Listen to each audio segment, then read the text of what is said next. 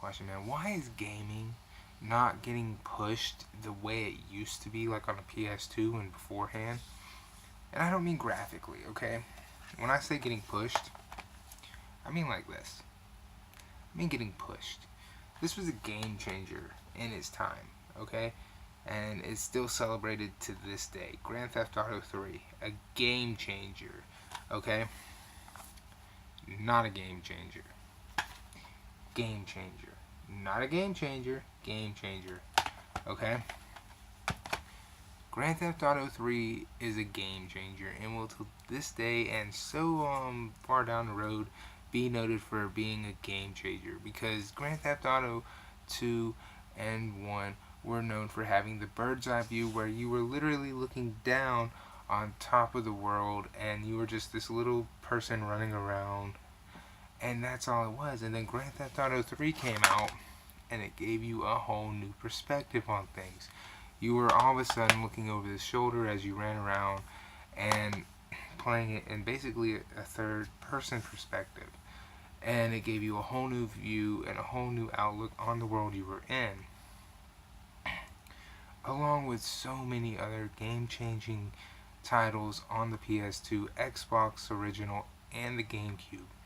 Games really were something in that generation. Now, graphically, they did improve as well, okay? But graphics don't really make the game. And this is an argument that has been going on for generations, but it's very true. Think about the Super Nintendo. Many people still love A Link to the Past, Super Metroid, Super Mario RPG, and so on. And they still play them to this very day, which means graphics don't make the game makes the game, the story, and so on. Graphics are not as high on that totem as you would believe when people are still playing 16-bit games to this day. Okay?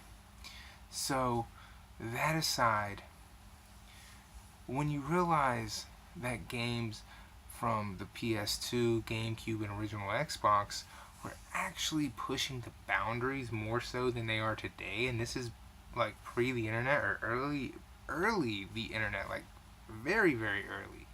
We're talking dial-up internet, in fact, because the Dreamcast had just died off, and the Dreamcast was making use of dial-up internet more so than anybody else.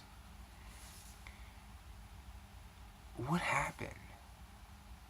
What happened? Because now we're in a world where games are not pushing the boundaries.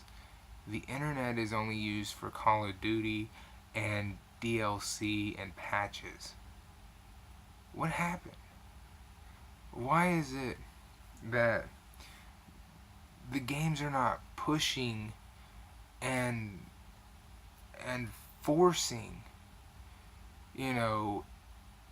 the way they used to? Why is that? Like, oh, because we don't want to crash the internet. Oh, we don't want to do this. That's not going to happen. First of all, are you thinking that everybody and their brother is going to want to buy something at the moment it comes out? Because that's not what happens. People like to wait. So you have people waiting. And with the way the market is, you have these people who are like, oh, well, it's going to have a patch the moment it comes out. So they're already going to wait for that. You have the acceptance of day one DLC, which means you've already fucked over a lot of things. There's a lot of acceptance of bullshit, okay? So you have a lot of people who are not going to buy day one. Then you have the people who get, like, pre-releases, which means you have people who are already going to be on the thing before a lot of people. So you're not going to crash day one because you have those reviewers and everything who get the game before the mainstream. So, no, you're not going to crash anything. Are you thinking because Sony servers suck? Now that I will argue all day. Perfectly fine if that's the problem. If that's the problem, yes, okay.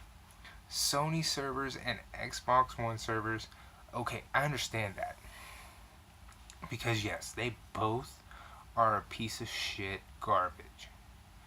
If that's the reason gaming hasn't moved forward since the PS2 and no developer is challenging any boundaries, okay, no problem. I fully understand. But damn, that alone in itself creates a whole mess of problems because everybody and their brother is kind of supporting the problem instead of supporting the solution. You know what I mean? Because we live in a world right now where the number one genre really should be massive open world MMORPGs. Because the internet is like in, locked in with the consoles. It should be the number one selling thing for these consoles is open world massive online multiplayer games instead of Call of fucking Duty because that's all the internet's used for right now is fucking online first person shooters. But massive online multiplayer games that are like Final Fantasy 14, that's what should be selling. But I understand why that one didn't do as well as it could have because you had the subscription like it was fucking World of Warcraft.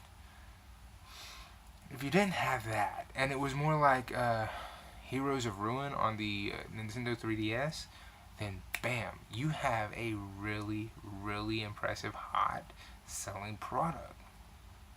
Because we already pay for PlayStation Plus and we already pay for Xbox Gold or Xbox Live or whatever the fuck they call it. And therefore, we shouldn't have to pay any more of that bullshit, okay? DC Universe Online, free. But, God, it got hacked and that's the reason it's free. So, think about that. But I mean, think about it. PS2, Xbox Original, and GameCube was the last real game-changing generation. Was the last real, we're going to push the boundaries of what gaming can do. And I don't mean graphically. I don't mean all that. Because games have only gotten prettier because people got into this whole graphical bullshit. But was the last time we saw games really evolve to push the limits to where these systems were like, okay, boundaries, boundaries, boundaries. I mean, yeah, you had LA Noire pop, the, graphics card, but so what? Who cares? But I'm talking about pushing the limits of what the system can do. Grand Theft Auto 3 changed the way Grand Theft Auto would be forever. Okay, you had all these amazing titles and literally game-changing titles, games that came out and changed the way we thought of the genre in of itself, okay? And original IPs back to back to back to back to back. We just don't see that anymore. And that's what I mean by game-changing generations. Come on now. We just don't have that anymore, and that I think is the reason why retro is really making a comeback. You know what I mean? Even if all you're doing is going back to the PS2, original Xbox, and GameCube generation, and collecting that generation, you're going back to the last generation when original IPs, storylines, replayability really mattered most. It wasn't about graphics. It wasn't about, it wasn't about how much money they could make off of downloadable content. It wasn't about how much money they could make at release. It was really more about a good story. It was more about how many times you'll play through the game. And it was about how much you enjoyed the fucking game. You see what I'm saying? And that's why I really do believe retro is making the comeback. Because these games being released today are not about any of that shit. And they're not pushing the boundaries. Even though they have all this fucking technology available to them. They're just not pushing the boundaries at all. And it's a fucking shame because they're supposed to be some of the most beast mode fucking consoles on the market. Ever made in the console market anyway. Yet they're not pushing anything. They're not pushing no boundaries. They're not pushing anything to any kind of limits. They're not changing any kind of anything. They're not changing any way we see anything. And they've been struggling against phones. Think about that. Deuces.